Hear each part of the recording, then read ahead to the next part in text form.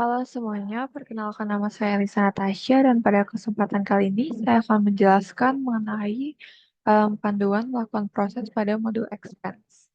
Jadi pertama kita perlu membuat database duplikasi dari database time off. Caranya adalah masuk ke database manager seperti ini pada Odoo. Kemudian kita klik duplicate pada modul time off. Selanjutnya nanti akan muncul pop-up modal seperti ini di mana kita bisa isi master password dan nama database baru, lalu klik continue untuk membuat database tersebut. Nah, setelah itu dapat kita lihat bahwa database expense itu sudah terbuat. Selanjutnya, kita perlu mengaktifasi modul-modul tertentu yang diperlukan pada lab kali ini, yaitu ada expense, purchase, dan extra accounting. Jadi pertama kita buka halaman ini yang bisa diklik dari link sebelah sini. Kemudian eh, pilih download for version 18, 16.0. Kemudian unduh modul tersebut. Nanti setelah filenya terunduh, ekstrak file zip ke dalam folder add-on yang ada di folder Odoo. Kemudian jalankan komen seperti ini, di mana kita docker exec nama kontainer lalu bin bash. Nah, nama kontainer ini bisa dilihat dari ketika kita menjalankan komen docker ps, yaitu yang ada di sebelah sini. Kemudian eh, kita restart dengan cara docker restart odoo bla bla bla. Nah, selain itu eh, kita perlu login sebagai administrator dan masuk ke modul settings. Kemudian kita klik activate the developer mode sebelah sini untuk mengaktifkan mode developer. Selanjutnya akses modul apps. Di sini ada update apps list. Kita klik aja. Nanti akan muncul modal seperti ini. Langsung kita klik update untuk mengupdate. Kemudian cari modul expense, purchase, dan accounting. Dan pastikan bahwa ketiga modul tersebut sudah teraktivasi atau sudah ditandai dengan install. Contohnya seperti ini untuk modul expense sudah install, purchase juga sudah install, dan accounting juga sudah install. Nah, pada modul ini proses itu dimulai dari mengajukan hingga menyetujui pengeluaran. Dan tentunya proses tersebut membutuhkan berbagai peran. Maka dari itu kita perlu mengatur jenis hak akses yang bisa didapatkan oleh tiap-tiap peran. Jadi pertama kita perlu login sebagai administrator dan masuk ke modul settings. Di sini kita klik manage user. Nah, terus kita cari satu-satu untuk user Atala, Petra, Hani, Hana, dan Wahono. Untuk modul expense, si Atala ini akan dapat akses berupa administrator. Kemudian Petra juga mendapat akses sebagai administrator. Hani sebagai tim approver. Hana sebagai tim approver dan Wahono tidak mendapat akses apapun pada modul expense.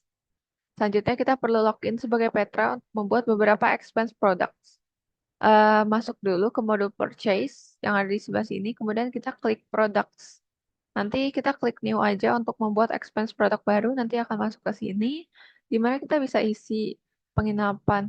Nah, mungkin kita masuk dulu ke section accounting. Di sini ada expense account di mana kita sebenarnya perlu membuat terlebih dahulu, maka bisa klik create and edit. Nanti kita bikin aja namanya, kodenya ini dan namanya General Affairs. Selanjutnya, tadi kan accounting, sekarang kita juga perlu isi field pada section General Information seperti product type, sales price, customer taxes, cost, produk kategori, dan reference. Lakukan langkah yang sama hingga terbuat 3 expense produk lainnya, yaitu ada tiket perjalanan, konsumsi, dan akomodasi kendaraan. Di mana ini screenshot untuk section general information, sedangkan yang sebelah kanan itu screenshot untuk section accounting. Selanjutnya, kita perlu membuat expense baru dengan login sebagai user Hani, masuk ke modul expense, dan pilih menu My Expenses yang ada di sebelah sini. Nanti kita klik new aja, bikin expense baru hingga terbuat 5 data expense, yaitu ada Happy Hotel, tiket pesawat, tiket bandara, dan sebagainya. Nah, terlihat bahwa kita sudah membuat 5 expense. Setelah semua data expense tersebut dibuat, kita perlu membuat laporan pengeluaran. Login sebagai user Wahono dan masuk ke modul expense. Nah, di sini nanti kita klik My Expenses, nanti muncul pilihan, kita bisa klik aja yang My Reports. Nanti masuk ke halaman ini, kita klik New, kemudian isikan aja, jangan lupa juga isi expense-nya apa aja yang sudah keluar. Nanti setelah dibuat tentunya kita perlu mengajukan laporan tersebut ke manajer dengan cara klik Submit to Manager. Setelah itu, em, nanti tampilannya akan berubah menjadi seperti ini, di mana statusnya juga sudah berubah menjadi Submit. Selanjutnya, laporan tersebut memerlukan persetujuan oleh manajer HR. Maka dari itu kita perlu login sebagai user HANA untuk menyetujui expense report tersebut. Akses lagi modul expense. Kemudian bedanya kita sekarang klik expense reports, nanti akan muncul expense report yang sudah pernah dibuat. Kita klik aja yang dibuat oleh Wahono, nanti klik approve di sini untuk menyetujui. Muncul nanti tampilannya akan seperti ini, statusnya juga sudah approve. Kemudian kita perlu memasukkan laporan ini ke jurnal perusahaan. Maka dari itu kita login sebagai Atala dan masuk lagi nih ke halaman tadi, halaman yang baru saja. Kemudian kita klik aja Post Journal Entries. Kemudian nanti status sudah berubah menjadi posted dan kita bisa register payment. Nah, ketika kita klik register payment akan muncul pop-up model seperti ini, di mana kita bisa isi nama bank, bank identifier code. Nanti juga ada lagi untuk yang recipient bank account, kita bisa isi account number dan sebagainya. Kemudian pada model register payment seharusnya semua sudah terisi dengan baik. Klik create payment dan nanti akan paid seperti ini. Artinya sudah dibayar reimburse. Dan ini merupakan lognya. Selanjutnya kita akan lanjut ke proses instalasi dan konfigurasi DB Visualizer.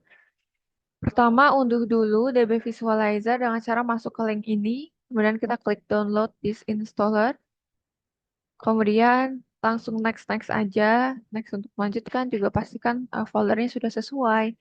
Kemudian next lagi, next lagi sampai ke proses installing.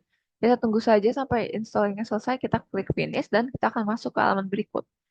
Nah, untuk membuat database baru, klik create a connection yang ada di sebelah sini.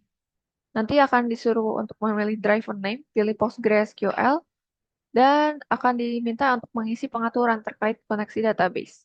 Yaitu seperti ini, kita klik aja koneksinya, kemudian eh, klik connect nanti terhubung. Nah, kalau misalnya sudah seperti ini, artinya database sudah terhubung. Nah, ini tampilan datanya, dan ini tampilan reference-nya, dan ini untuk specified datanya. Oke, selanjutnya saya akan menjawab pertanyaan. Pertanyaan pertama adalah apa yang kamu ketahui dari expense product? Jelaskan perbedaan antara expense product dan expense. Jadi, expense product adalah produk atau layanan spesifik yang dibeli oleh perusahaan dan merupakan bagian dari biaya operasional yang terjadi dalam jangka pendek dan biasanya dapat dikreditkan sebagai pengurangan pajak. Contohnya seperti pengeluaran perjalanan bisnis. Perbedaannya, expense adalah biaya atau pengeluaran yang dikeluarkan oleh perusahaan, seperti gaji, listrik, utilitas, biaya iklan, dan lain sebagainya. Expense adalah konsep yang lebih luas yang mencakup semua jenis pengeluaran uang atau sumber daya, baik itu untuk keperluan operasional sehari-hari maupun investasi jangka panjang. Kemudian untuk pertanyaan kedua, apa langkah-langkah yang akan kamu lakukan di dalam ODU apabila laporan persetujuan yang telah kamu ajukan ditolak oleh manajer? Menurut kamu, apa umumnya alasan pengajuan laporan ditolak oleh manajer? Jadi ketika laporan ditolak, saya akan membaca alasan penolakan dan memperbaiki atau menambah informasi berdasarkan alasan tersebut. Saya juga akan memeriksa kembali data yang telah diinput, namun jika alasan penolakan kurang jelas atau kurang dapat dimengerti, saya akan mencoba untuk menghubungi manajer untuk mendapatkan penjelasan yang lebih jelas. Setelah revisi selesai, saya akan ajukan lagi laporan tersebut. Umumnya alasan pengajuan laporan ditolak manajer adalah karena datanya kurang lengkap, kurang akurat, tidak sesuai, atau tidak memenuhi standar maupun format yang ditentukan. Kemudian selain kegiatan perjalanan dinas untuk employee engagement dalam sebuah perusahaan, sebutkan 3 pengeluaran lainnya yang mungkin tercakup dalam pengeluaran divisi HR. Yang pertama tentunya rekrutmen dan seleksi karyawan, di mana perlu pengeluaran untuk iklan lowongan pekerjaan maupun biaya untuk software ATS. Kemudian pelatihan karyawan, biaya untuk trainer, materi atau biaya platform. Dan untuk kesejahteraan karyawan, itu ada biaya asuransi, subsidi transportasi, dan biaya program kesehatan. Kemudian yang telah saya pelajari pada lab ini yaitu alur alur pengajuan pelaporan terkait pengeluaran hingga persetujuan dari laporan tersebut. Kemudian perbedaan antara expense product dan expense. Kemudian saya juga belajar mengenai DB Visualizer. Sekian yang dapat saya sampaikan. Terima kasih.